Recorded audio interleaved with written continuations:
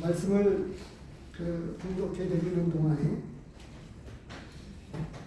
무엇을 말씀하고자 하는 것인지에 대해서 생각을 하시면서 핵심 구절과 핵심 내용의 중심을 잘 살펴보시기 바랍니다. 6장 1절에서 10절 말씀을 공독해 드리겠습니다. 형제들아, 사람이 만일 무슨 범죄한 일이 드러나거든 신령한 너희는 온유한 심령으로 그러한 자를 바로잡고 너 자신을 살펴보아 너도 시험을 받을까 두려워하라. 너희가 짐을 서로 지라. 그리하여 그리스도의 법을 성취하라. 만일 누가 아무것도 되지 못하고 된 줄로 생각하면 스스로 속임이라. 각각 자기의 일을 살피라. 그리하면 자랑할 것이 자기에게는 있어도 남에게는 있지 아니하리니 각각 자기의 짐을 질 것이라. 가르침을 받는 자는 말씀을 가르치는 자와 모든 좋은 것을 함께하라. 스스로 속이지 말라. 하나님은 업신여김을 받지 아니하시나니 사람이 무엇으로 심든지 그대로 거두리라. 자기의 육체를 위하여 심는 자는 육체로부터 썩어질 것을 거두고 성령을 위하여 심는 자는 성령으로부터 영생을 거두리라. 우리가 선을 행하되 낙심하지 말지니 포기하지 아니하면 때가 이름에 거두리라. 그러므로 우리는 귀에 있는 대로 모든 이에게 착한 일을 하되 더욱 믿음의 가정들에게 할지니라. 이 1절에서부터 10절까지의 말씀을 가지고 하나님의 말씀을 선포하겠습니다. 오늘 이 말씀의 제목을 알려드리기 전에 각각의 내용은 다 이해하시지요. 그런데 오늘 말씀은 무슨 말씀을 하고자 하기 위해서 이런 말씀을 하고 계신 걸까요? 그리고 오늘 본문의 어떤 중심 구절, 핵심 구절은 또 어떤 구절이 될 수 있을까요? 마음에 와 닿는 말씀이 아니고 6장 1절에서 10절까지의 말씀의 내용의 어떤 전체적인 흐름에서 중심을 가지고 있는, 중심을 잡아주고 있는 그 말씀이 어떤 말씀일까요? 난 8절입니다. 예, 8절입니다. 자기의 육체를 위하여 심는 자는 육체로부터 썩어질 것을 거두고 성령을 위하여 심는 자는 성령으로부터 영생을 거두리라. 예, 또 다른 분들은 어떤 말씀입니까?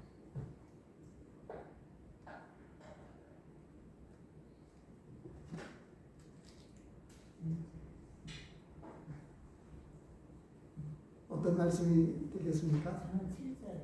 7절이요. 예. 스스로 속이지 말라. 하나님은 업신여김을 받지 아니하시나니 사람이 무엇으로 심든지 그대로 거두리라. 2절이요. 너희가 짐을 서로 지라.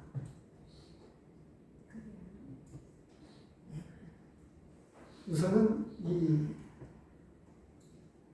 전에 유대인의 그 사고방식, 그런 관점에서 보면 우리는 흔히 OX, 틀렸다 맞았다 이런 관점에서 많이 생각을 해요. 근데 유대인의 사고방식은 틀린 것이 아니다, 다른 것이다 이렇게 이야기를 하고 있습니다. 왜냐하면 생각하는 관점이 나와 다른 분이 다르다고 하는 거예요. 그래서 틀린 것이 아닙니다. 7절이나 8절, 2절은 조금 다른데 7절, 8절은 사실은 같은 내용의 부류로 이렇게 구분할 수 있습니다. 2절은 조금 다르죠.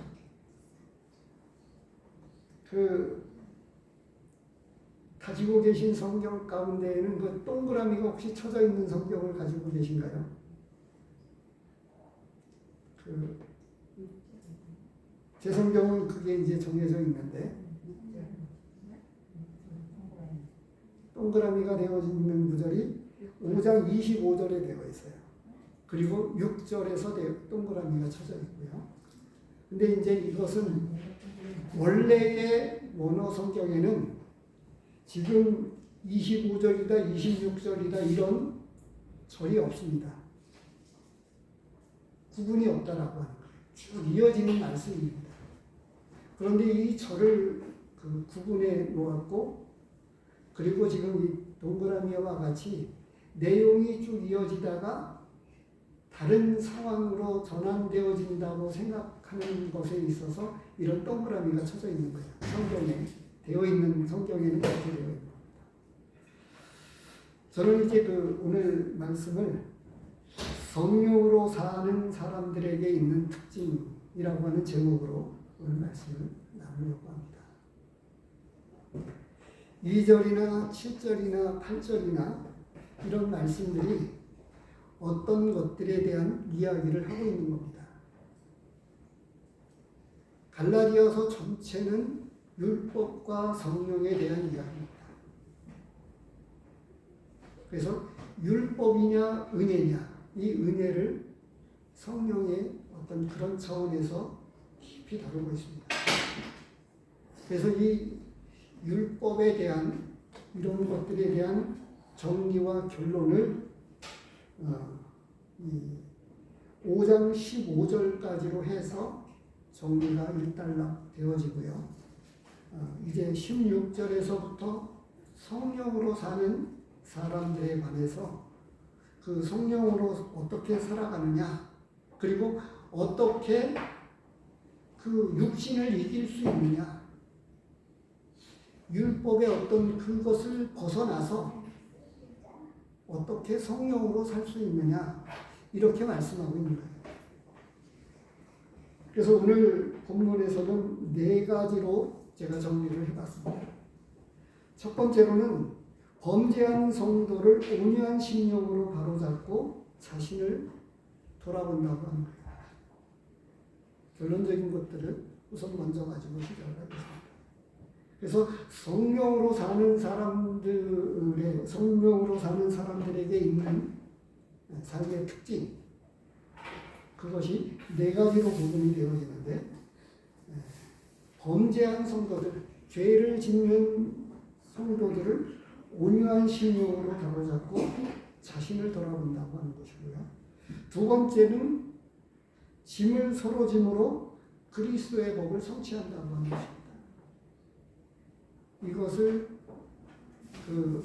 조금 세부적으로 말씀을 하고 있는 건데, 말하자면 이웃을 내 몸과 같이 사랑하라 라고 하는 것들에 대한 구체적인 어떤 그런 내용에 들어가서 적용하는 어떤 부분을 말씀해 주고 있습니다. 2절, 3절에서 그렇게 말씀하고 있고요.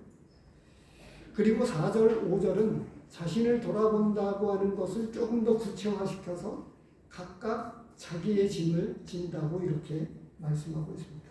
4절에서 5절입니다. 그리고 이제 6절에서 10절 말씀이 무엇이냐면 영적인 가치를 위해서 살고 낙심하지 않는 가운데에 선을 행한다고 하는 것입니다. 그래서 이 성령으로 사는 사람들에게 있는 삶의 특징에 관해서 오늘 본문은 우리에게 말씀해 주고 있습니다. 1절에서 시작되어지는 이것은 만일이라고 하는 관점에 초점을 맞추어야 합니다. 만일이라고 하는 단어. 근데 제가 깨닫고 분별하고 있는 관점에서 이렇게 말씀을 드리겠습니다. 제게는 살아오는 생애 가운데 60여 년을 넘기면서 힘들고 어려울 때가 있었습니다. 근데 속담에 그런 말이 있죠. 진짜 친구는 어려울 때 알 수 있다. 이런 말이 있습니다. 마찬가지입니다. 제가 힘들고 어려울 때 정말 의리를 지키고 저를 찾아와주고 저를 위로하고 붙들어 주었던 소중한 친구가 있었습니다. 지금까지 그 관계는 이어져 가고 있는데, 근데 나만 그렇게 생각하는 줄 알았더니 그 친구 역시 저를 가까운 친구 중에서도 특별히 더 가까운 친구로 여기고 있더라고요.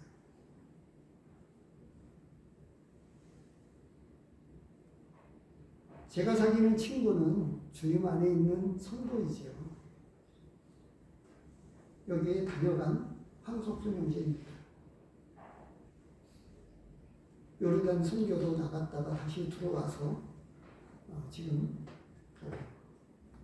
강동교회에서 여전히 사역을 하고 있는데, 여전히 젊은 형제들에게 사역을 맡기고 선교를 나가고 싶어 합니다. 그런데 교회 형편상 그러질 못해서, 그래서 이제 얼추 맡겨놓고 이제 떠난다라고 생각을 했었는데 여의치 못해서 그렇게 되어졌습니다. 만일이라고 가정한 것이 그런 것입니다. 정말 그 교회와 신앙 가운데에서 육신적인 일로 범죄한 일이 드러날 때, 그때 진짜 성령의 사람들은 어떻게 하느냐라고 하는 거예요. 진짜 성령으로 살고 성령의 인도하심을 받고 성령을 따라 사는 사람들은 이런 극한적인 상황 가운데서 그들의 진짜 신앙은 드러난다라고 하는 것을 말씀해 주고 있다고 하는 거예요. 그래서 만일이라고 하는 단어에 초점을 맞춰야 합니다. 그래서 이 대략적으로 큰 이 동그라미를 25절에서부터 이어지는 말씀이기도 합니다. 그래서 이 우리에게 첫 번째로 하시고 있는 말씀이 정말 신앙적으로 문제가 있어서 잘못된 삶을 살고 있는 성도들이 있을 때에 그런 성도들을 단죄하거나 또 찍어서 안면몰수하거나 등을 돌리는 게 아니고 온유한 심령으로 그를 붙잡아 주어야 한다고 하는 거예요. 이런 말씀과 연관되어 있지 않았는데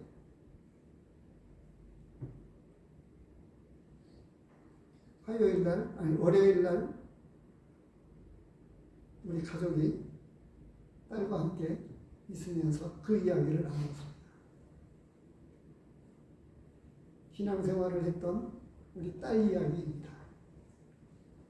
교회에 이러이러한 형제가 있었는데 이러이러했었다라고 하는 이야기를 하면서 성도들마다 그 생각하는 바가 조금씩 다 달랐던 거예요. 구체적인 이야기는 말씀 못 드리고요. 교회 안에 어떤 일이 일어나거나 또 어떤 신앙적으로 안 좋은 성도들을 볼 때 어떻게 합니까?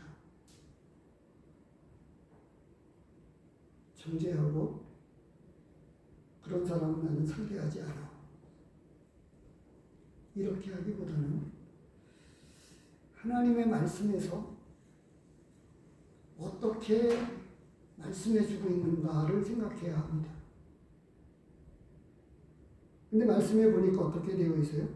신령한 너희는, 영적인 사람은 그러한 자를 바로 잡아주어야 한다는 거예요. 성숙한 사람일수록, 성령의 사람일수록 이타적인 삶을 삽니다. 자기 중심의 삶이 아니라 다른 사람들을 위한 삶을 산다고 하는 거예요. 그래서 성경 말씀에서 이야기해 주고 있는 대로입니다. 첫 번째로는 하나님께 대한 사랑이고요. 두 번째로는 이웃에 대한 사랑입니다. 남을 배려하고 남의 관점에서, 상대방의 관점에서 생각하고,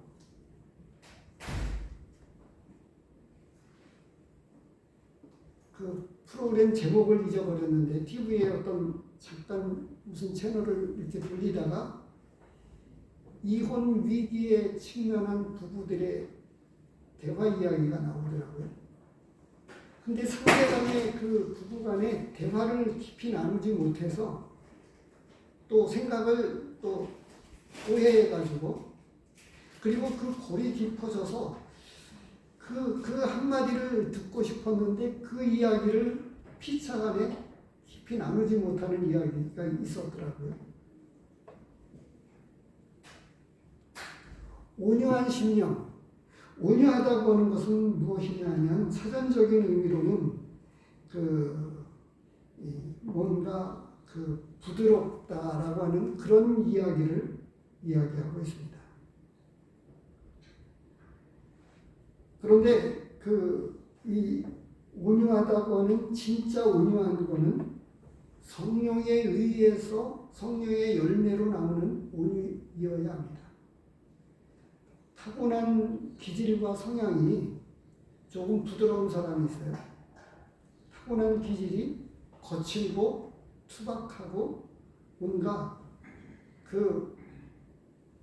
어렵게 살아온 삶 가운데서 욕이 아니면 안 되고 이런 기질의 사람이 있습니다. 그래서 보면 뭔가는 잘하고 싶은데 실수와 허물이 많아요. 그래서 보면 베드로 같은 경우에 그 실수의 대표적인 사람 중에 한 사람이었습니다. 바나바는 정말 성경적으로 온유한 사람이었습니다.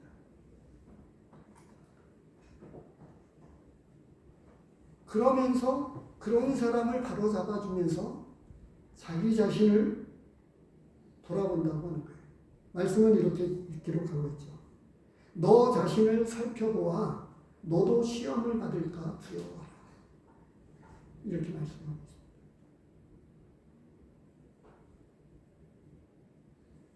모든 사람은 의도적으로 죄를 짓는 사람들이 더러 있지만 욕심에 이끌렸기 때문입니다. 욕심에 빠졌기 때문에 그렇습니다. 그래서 범죄에 관한 처벌 규정에서도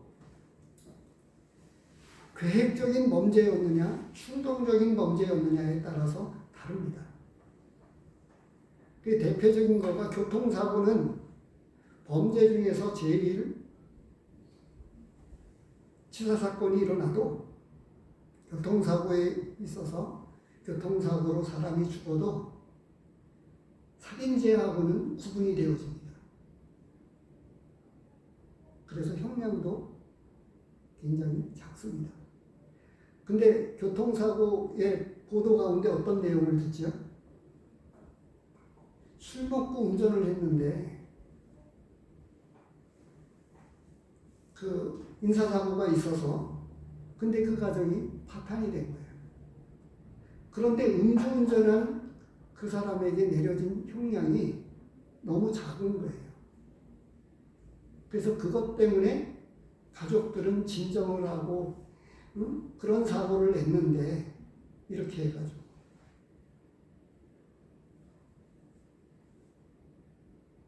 우리는 말씀에 입각해서 지금 이런 말씀을 구체적으로 이야기하고 있습니다. 성령을 따라, 그래서 25절 말씀을 보시기 바랍니다. 만일 우리가 성령으로 살면 또한 성령으로 행할지니. 성령을 따라 사는 사람, 성령을 따라 행하는 사람, 이 성령의 사람, 믿음의 사람은 온유한 심령으로 바로잡습니다. 먼저 생각나는 것이 무엇이 있습니까? 가늠하다 현장에서 잡힌 여인 예수님께서 어떻게 했습니까? 죄 없는 자가 돌로 치라. 이렇게 말씀하셨어요.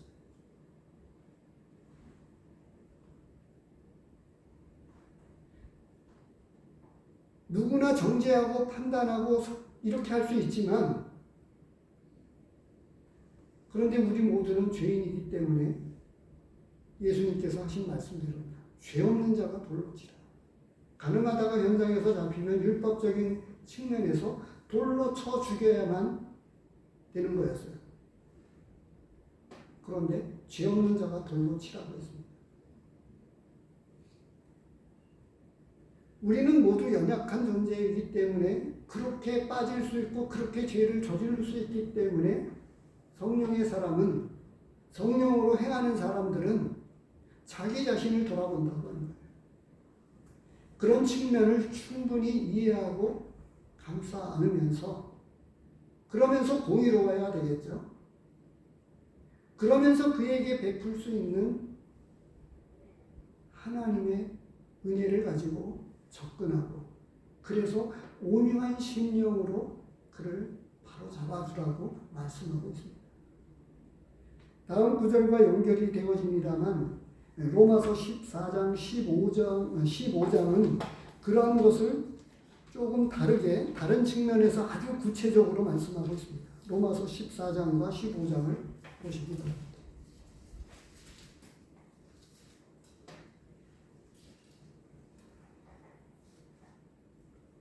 14장 1절부터 보겠습니다.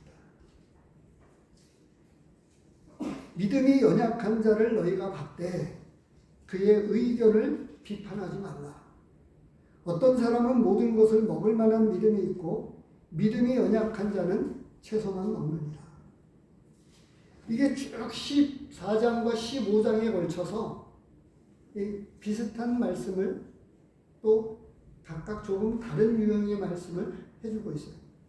15장 1절을 보시기 바랍니다. 믿음이 강한 우리는 마땅히 믿음이 약한 자의 약점을 담당하고 자기를 기쁘게 하지 아니할 것이다. 그래서 이타적인 삶을 산다고 제가 말씀을 드립니다. 성령의 사람일수록, 성령을 따라 행하는 사람일수록 판단하고 정죄하기보다는 이해하고 감싸주면서 연약한 사람들의 심령을 세워줍니다.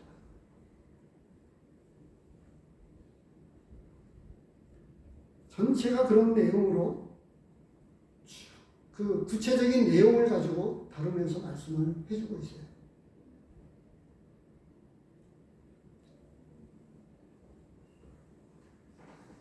그런데 이 가운데서 만일이라고 하는 그 단어에 초점을 두고 범죄한 그런 성도들을 어떻게 온유한 심령으로 바로잡을 수 있을까요?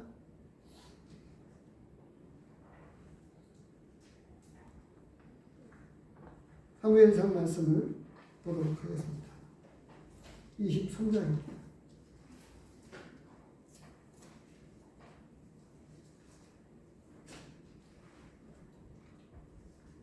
(15절서부터) (18절까지의) 말씀을 같이 보겠습니다.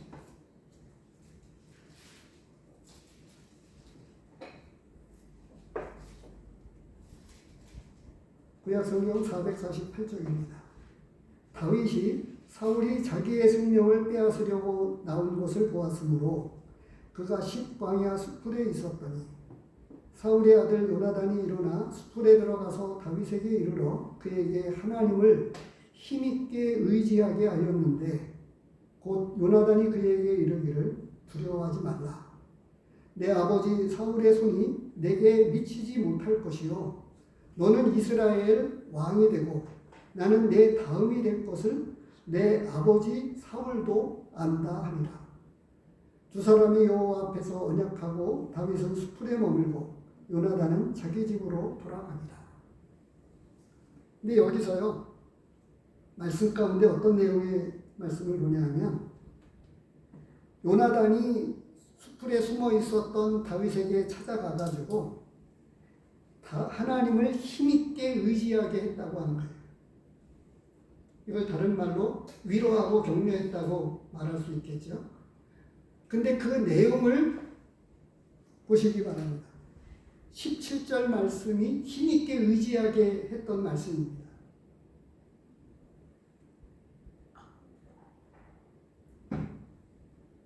근데 여기서 17절 말씀을 가지고 제가 반대로 이렇게 질문을 드려볼게요. 어떻게 두려워하고 힘들고 마음이 곤고한 사람을 위로하고 격려할 수 있느냐라고 하는 거예요. 근데 그 위로하고 격려하는 일을 요나단은 친구로서 다윗에게 찾아가서 그를 격려했습니다. 그래서 말씀에 있는 16절 말씀처럼 하나님을 힘있게 의지하게 하였는데 라고 하는 거예요. 없는 힘을 북돋아 준 게 아니고 그가 가지고 있는 신앙과 믿음을 되살려서 심령을 건지는 것입니다. 곤고한 가운데서 하나님의 약속을 붙들게 하는 거예요. 그래서 제가 여기서 묵상되어진 결론이 뭐냐면 진짜 위로와 힘은 하나님의 말씀에 있다고 하는 겁니다. 사람이 위로하거나 사람이 격려할 수 없다고 하는 거예요. 근데 앞서 비슷한 말씀을 드린 적이 있었는데 오늘은 더 구체적으로 요나단이 접근해서 이야기합니다. 나도 알고 너도 알고 내 아버지 사울도 안다고 하는 거예요. 어떻게 해요? 다윗이 왕이 될 것이라고 하는 거를 아는데 아버지 사울은 고집을 부려서 육신의 고집을 가지고 아들에게 욕을 해가면서까지 나의 대적 왜 다윗을 위하느냐 이런 이야기를 한 거였죠. 근데 요나단 입장에서 보십시오. 육신적인 사람이었다고 하면 그래서 여기서 율법과 성령이라고 하는 성령을 따라 행하는 사람은 하나님의 분명한 말씀과 언약, 하나님의 약속 이런 측면에서 내가 왕이 되지 못한다라고 하는 것을 믿음으로 받은 거예요. 아버지 사울처럼 왕위를 물려받을 수 있다라고 하는 이런 계산을 하지 않고 이미 권력을 잡고 있었으니까 사울은 지금 억지를 부리고 있는 거죠. 잠시 보시기 바랍니다. 22장 23절을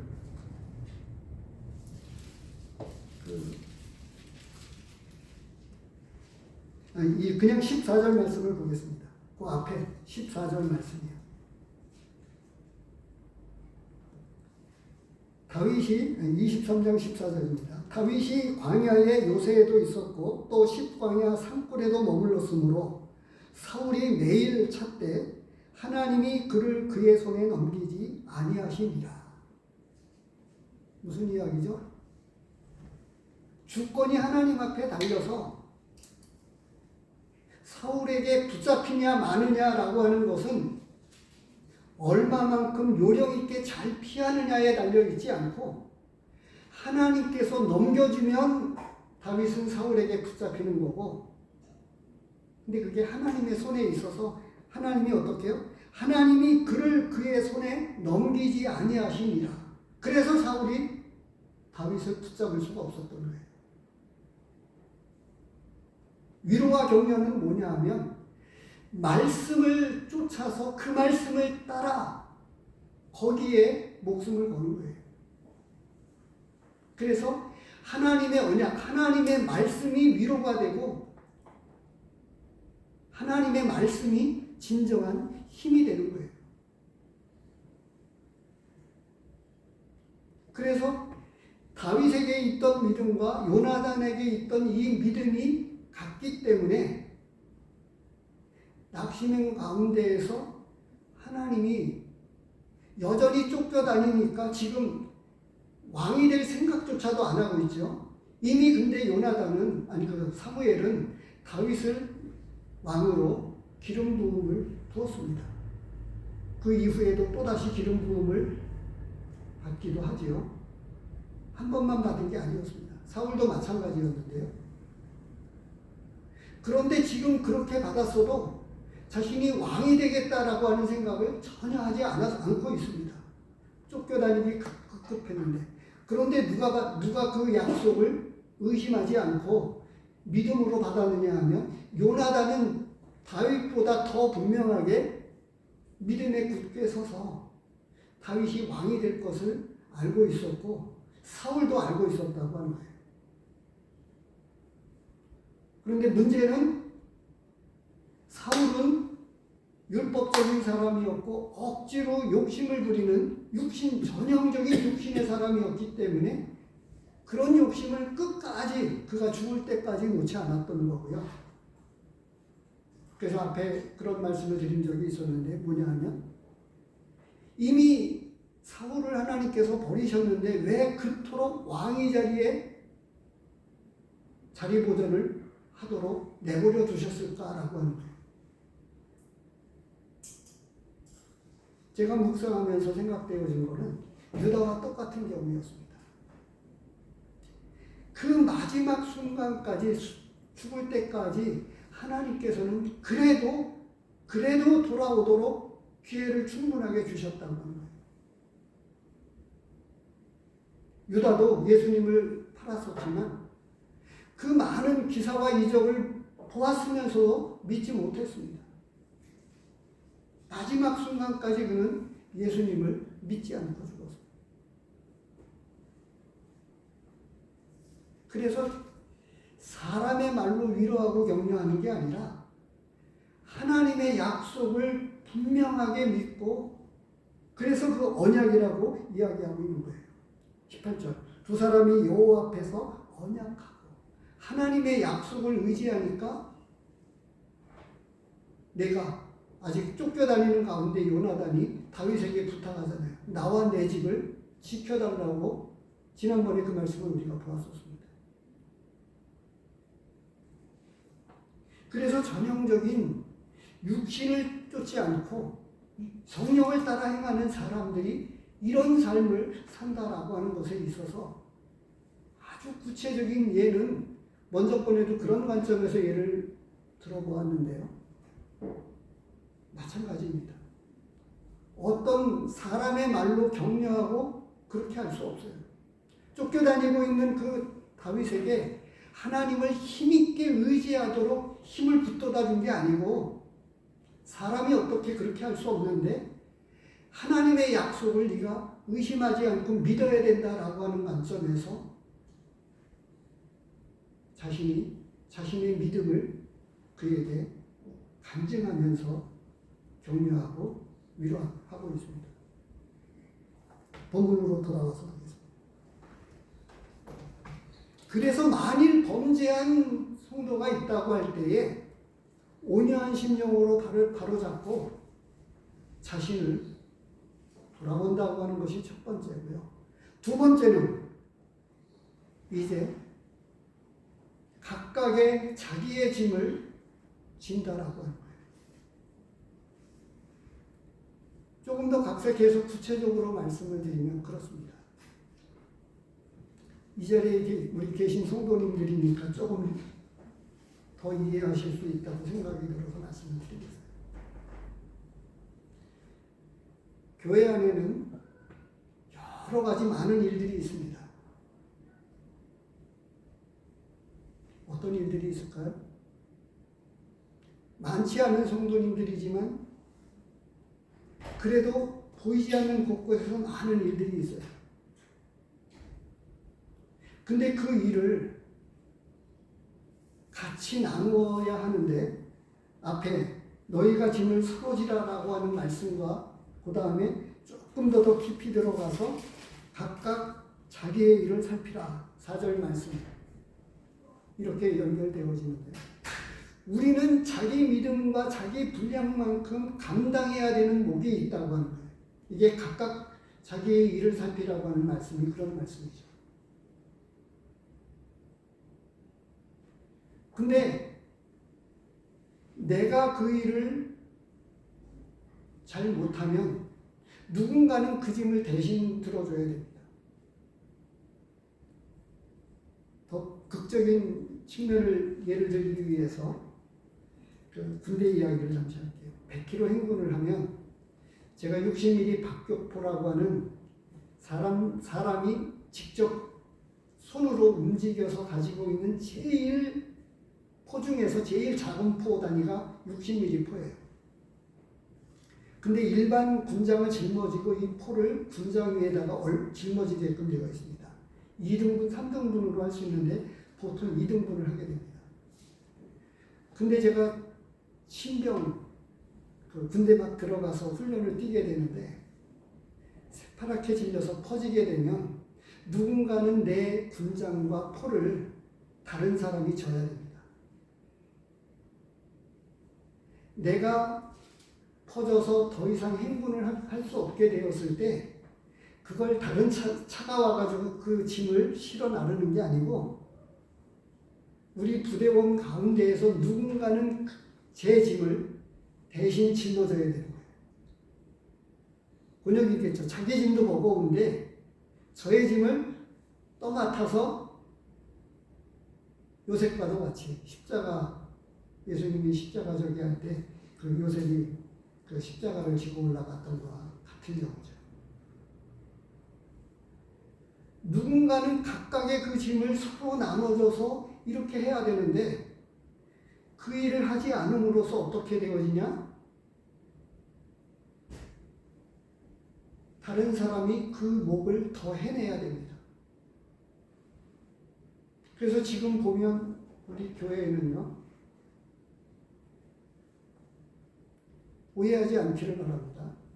부담을 주지 않으면서도 우리는 각각 조금씩 짐을 더 나눠지면서 그 일을 도와야 되는데 만찬, 그 다음에 만찬 가운데 떡 굽고 또 잔 소독하고 이게 그 전서부터죠. 누군가는 해야 되는데. 근데 그게 모든 경우에 둘씩 예수님이 둘씩 제자들을 파송했던 것처럼 혼자보다는 항상 둘씩 해야 사실 좋습니다. 근데 지금 아침에 찬송 가서부터 시작해서 뭐 하나 다른 성도들이 뭔가 짐을 같이 줘서 나눠줘서 이렇게 해야 되는데 그렇지 못하고요. 그리고 우리 서은진 형제님이 수요일날 같은 경우에 이렇게 되어지는데 전에는 우리 최종석 형제님이 아주 오랜 동안 집이 같이 도량동 방향이기 때문에 올 때는 제가 모셔오지만 가실 때에는 최종석 형제님이 픽업해드렸어요. 최종석 형제님이 누워 계시니까 가실 때에도 제가 픽업을 해드려야 됩니다. 각각의 교회 일들이 여러 가지 일들이 있는데 주보도 마찬가지고요. 청소 등등 여러 가지 많은 일들 가운데에 대부분 주님을 같이 우리가 국민교회에서 주님을 섬긴다고 하면서 주인의식, 아주 쉬운 표현으로 주인의식 없이 뭔가 교회의 짐을 내가 하나씩 덜어줘서 그렇게 해서 교회 일들이 되어가도록 도와야 하는데 대부분의 많은 경우는 예배 참석만 하고 갔다고 하는 거죠. 진짜 믿음의 사람은 교회를 섬기면서 무언가 내가 힘을 보태고 거들어서 교회 일이 무엇인가 제대로 돌아가게끔 그렇게 되어진다라고 하는 것입니다. 성숙한 사람일수록, 성령의 사람일수록 이렇게 봉사하고 섬기는 일에 힘을 보태고 마음을 보태게 됩니다. 그래서 진짜 위로와 동역, 그 격려는 함께 하는 데서부터 출발을 합니다. 마태복음에서 나와 있었죠. 나와 함께 모으지 아니하는 자는, 나와 함께 하지 않는 자는, 이렇게 말씀하시잖아요. 나와 함께 모으지 않는 자는 해치는 자다. 이렇게까지 말씀을 하셨습니다.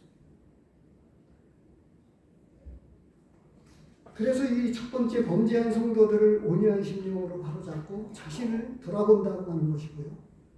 이 신앙의 어떤 극단적인 상황 가운데에서 진짜 믿음의 사람, 성령의 사람들은 이렇게 나타난다라고 하는 것을 말씀해 주시고 있고, 두 번째로 짐을 서로 짐으로 그리스도의 법을 성취한다고 합니다. 이웃사랑을 우선 믿음 안에서부터 시작을 하는 거예요. 오늘 본문이 그것을 가르쳐주고 있는데요. 10절 말씀에서 이렇게 이야기하고 있습니다. 그러므로 우리는 귀에 있는 대로 모든 이에게 착한 일을 하되 더욱 믿음의 가정들에게 하지이다. 순서는 믿음의 우리의 가까이 있는 성도들에게서부터 시작되어진다라고 하는 거예요. 예루살렘과 온 유대와 사마리아와 땅끝까지 가까운 데서부터 먼 지역으로 나아가는 것입니다.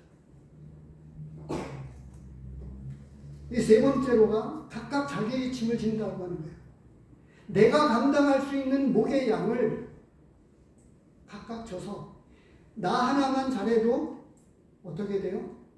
누군가가 다른 짐을 피곤하지 않게 한다고 하는 거예요. 내가 안 나오면 누군가는 근심하고 염려하면서 기도한다고 하는 거죠.